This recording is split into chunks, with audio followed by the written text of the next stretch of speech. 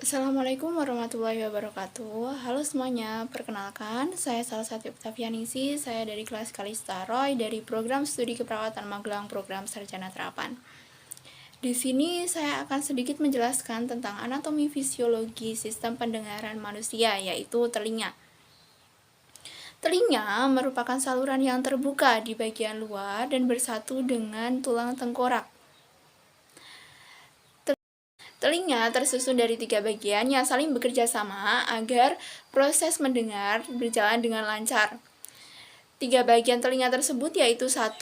Telinga bagian luar, yang kedua telinga bagian tengah, dan yang ketiga telinga bagian dalam. Yang pertama, telinga bagian luar atau outer ear. Terdiri dari 2 bagian. Yang pertama, daun telinga atau aurikular atau pina.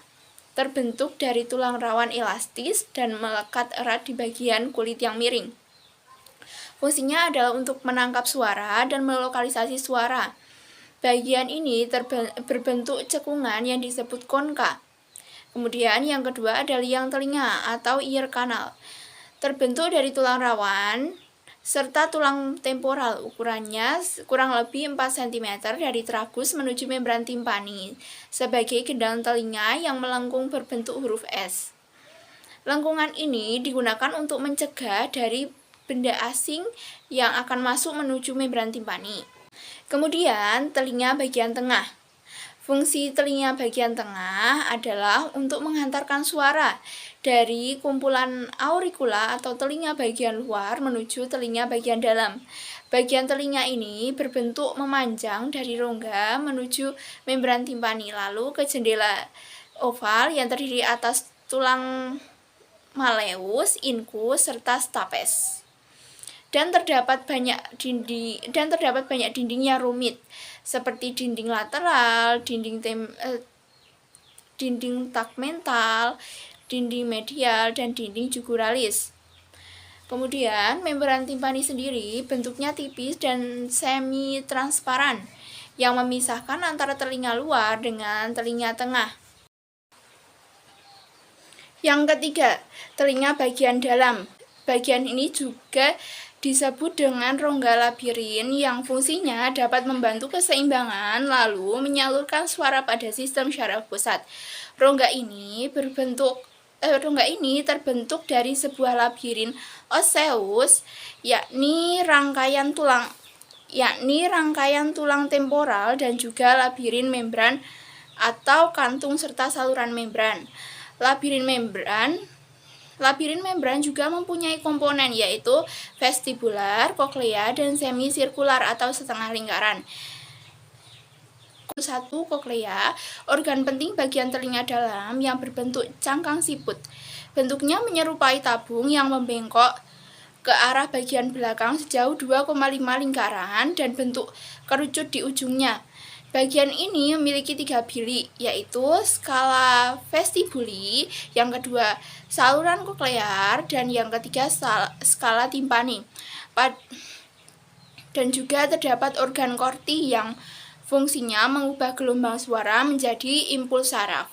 Yang kedua itu ada vestibuli.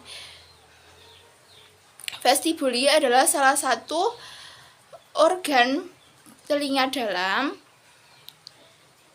yang berfungsi untuk menghubungkan antara koklea dan saluran semisirkular yang terdiri dari sakula dan utricula. Sementara itu, semisirkular ialah saluran setengah lingkaran pada 3 saluran berbeda, yaitu kanalis semisirkular vertical ke atas, kemudian kanalis semisirkular horizontal, dan kanalis semisirkular vertikal belakang yang isinya adalah ampula. Yang fungsinya adalah untuk menentukan kesadaran posisi pada kepala saat terjadinya gerakan rotasi ataupun memutar. Kemudian, bagaimana sih cara kita untuk mendengar? Dilansir dari Children's, cara mendengar yaitu bermula dari suara di sekitar kita ditangkap oleh telinga luar berupa getaran atau gelombang, kemudian suara itu diturunkan ke liang telinga untuk memberikan sebuah tekanan atau pukulan pada gendang telinga atau membran timpani. Nah, saat itulah gendang telinga akan bergetar dan getaran akan diteruskan ke tulang osikles menjadi getaran kuat dan dikirim ke telinga bagian dalam. Lalu getaran berubah menjadi impuls listrik dan dikirim ke syaraf pendengaran otak. Lalu otak akan menerjemahkan impuls itu menjadi suara. Oke, sekian penjelasan dari saya tentang sistem pendengaran manusia. Terima kasih atas perhatiannya dan mohon maaf apabila banyak kata atau kesalahan-kesalahan yang saya buat. Terima kasih. Wassalamualaikum warahmatullahi wabarakatuh.